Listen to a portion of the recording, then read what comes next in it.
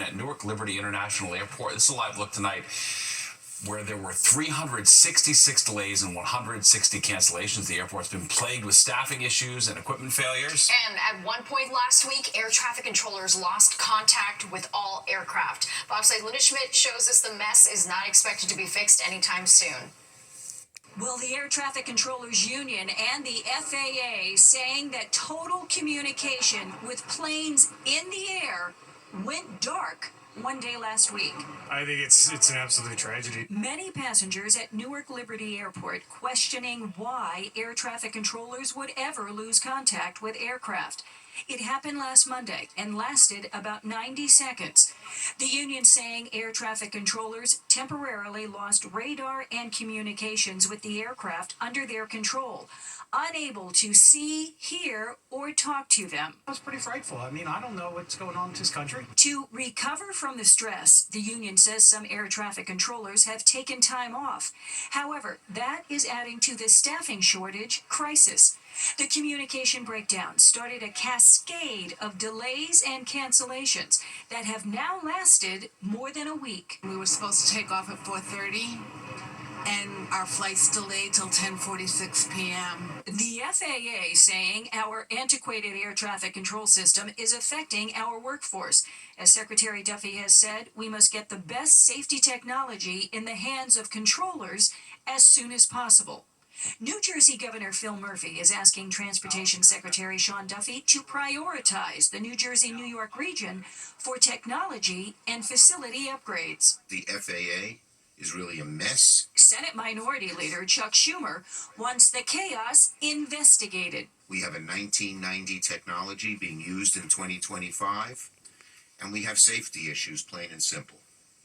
So today, I'm demanding a full Inspector General investigation as to what went on. At Newark Liberty Airport, Linda Schmidt, Fox 5 News. General Letitia James and 18 other attorneys general suing the Trump administration. They claim the massive restructuring at the Health and Human Services Department has destroyed life-saving programs and forces states to pay for the growing health crisis. The administration has fired 25,000 employees, and in March, Health Secretary Robert Kennedy combined 28 agencies into 15.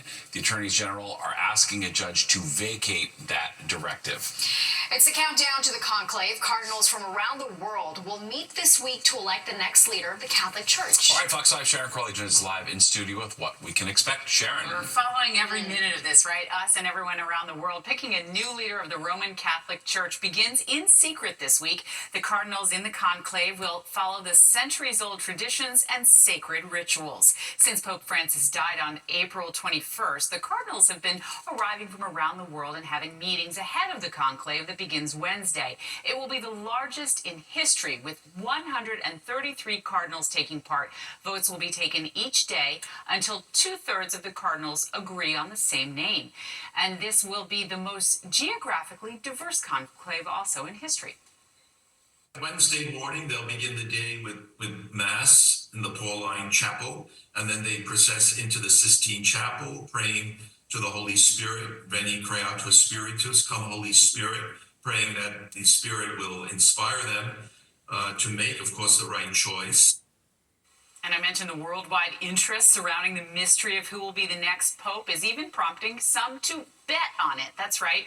Even though betting on the next pope isn't available in traditional gambling outlets in the U.S., millions of dollars have already been wagered. Current bets include what the name of the future pope could be and how long the conclave could last. It is, an interesting, confluence of the sacred and the secular kind of coming together here in this world. But a lot of people are interested in it simply because it doesn't happen all that frequently.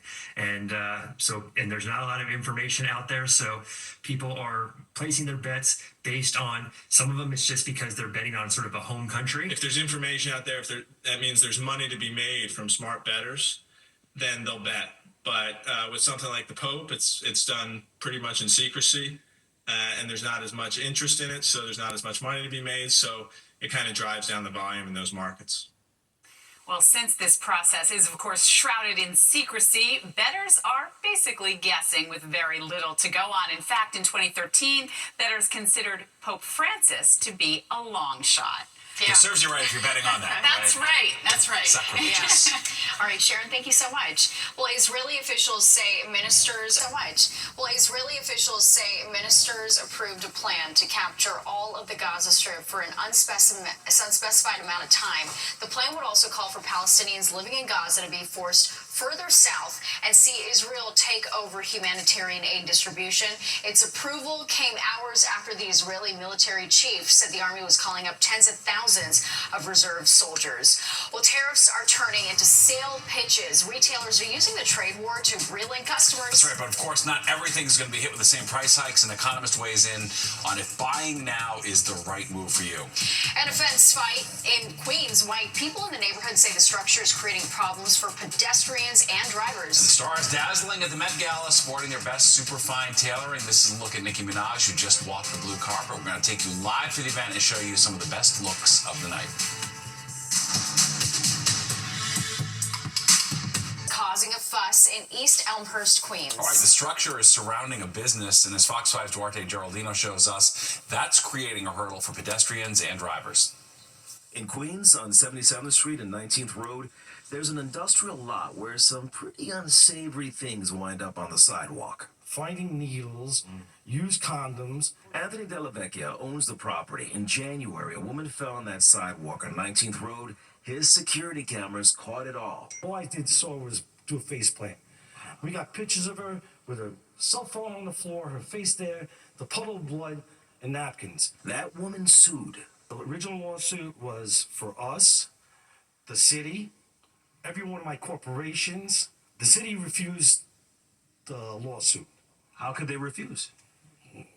They don't own the property. After that, Della Vecchia built this fence along his property, which blocks off about 10 parking spaces. Now I got ex-politicians and neighbors that don't even live across the street coming down and saying that they're gonna cut down my fence. We're gonna throw garbage over it. If you go on Reddit, there's all comments in it. The New York City Department of Transportation is ordering him to take down the fence. In a statement to Fox 5, the department says DOT issued an encroachment notice of violation for the fencing, and we are reviewing property ownership as part of the process. Why am I getting harassed?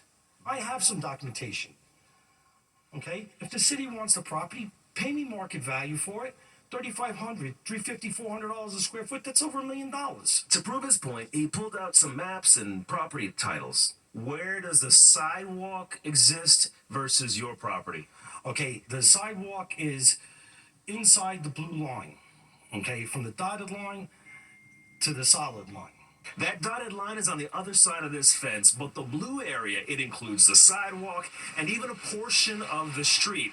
Della Vecchia says he needs this fence in order to shield himself from further injury lawsuits, the value of which might be much higher than what the city could even fine him. I have to May 17th, by their order, which is 38 order, to remove the fence. I'm not removing the fence. In East Elmhurst, Queens, Duarte Geraldino, Fox 5 News. Fired up for sure. Yeah. Well, buy now and save. That's a message from some retailers in the U.S. claiming consumer prices are about to spike because of the tariffs. Okay, Fox 5's Teresa Priolo joins us live in the newsroom. All right, can shoppers actually expect to save if they purchase now? That's the big question, Teresa. Yeah, it certainly is, Steve. And the answer is yes for the goods that are already here in the United States. The prices are undoubtedly cheaper. The problem is there's limited inventory here, much of it from cars to car seats still overseas and thus significantly more expensive. You may have seen this on your social media feeds or on your favorite websites. Some stores are offering pre-tariff pricing, showing you what your cost is today and what it would be in a few weeks. Most recently, I've seen it with baby products. Not one car seat manufacturer or stroller company fully assembles their product here in the U.S., so those prices are going up. Some by $50 or $60, others by hundreds of dollars. And that fear of paying more is real. I talked to somebody at Bambi Baby in Paramus. They said they saw their busiest weekend ever. Newly expectant parents coming in eager to buy what is available right now, even if they're not going to use it for months. We have many manufacturers right now that have already stopped production and are not ready to import further product because they can't sustain the 145% tariff. I don't think the consumer is really aware yet of what 145% impact actually looks like from a retail perspective. And it's not just baby gear. It's cars on dealers' lots, it's cell phones, it's technology that's already on the shelves. The idea of pre-tariff pricing is as much a marketing ploy as it is an unfortunate reality that's only going to intensify as the summer kicks into high gear. I'm all for businesses having sales and allowing consumers to save. I think that's a good thing. But I do worry that it's going to create a sense of urgency for consumers, and they may buy things that they don't need. At the turn of the year, everybody had to visit their budgets, but now it's almost month to month because with the administration, we don't know what is going to be tariffed or not tariffed. One good piece of advice, figure out of the products that you rely on the most are actually manufactured here in the US. That's not the stuff that you need to be worried about. And you don't need pre-tariff pricing on it. It's the stuff from overseas, specifically China, that's going to hit you hard and likely by mid-July. Natasha and Steve. All right, sounds good, Teresa. Thank you. Well, an economist looked into ticket prices for Beyonce's struggling Cowboy Carter tour and found some going for only $60. Now, Charles Passy from Market Watch thinks that could be a warning sign the U.S. is headed to a recession. We talked to him earlier tonight. People are really worried about their pocketbooks, and they don't want to spend the kind of big bucks. So, but maybe they would spend it for a different kind of musical approach that she was taking. Passy also says another reason tickets for Cowboy Carter are so cheap is that her fans really aren't into country music. According to promoter Live Nation, as of March 17th, Beyonce's tour was over 94% sold, and she had an added additional 10 dates. Well, for the first time in 5 years, the Trump administration resumes collections on federal student loans in default. Roughly 5 million people have defaulted on student loans. Officials say borrowers who do not start making monthly payments, enroll in an income-driven repayment plan, or sign up for loan rehabilitation will eventually get notices that payments will be held through tax refunds, wages, and government benefits. The Trump administration paused payments during the pandemic. The Biden administration extended that policy then several more times. City officials say a $2 billion project to fix a massive leak in a water tunnel that supplies about half of New York City's water won't be completed for a few more years. Officials have been planning for years to temporarily shut down a section of the Delaware Aqueduct north of the city to address a leak beneath the Hudson River. The shutdown was announced last fall, but the work was paused in November due to a drought warning. The city will now have to enter into a new contract for the construction work, and they don't expect the project to be completed until sometime after 2027.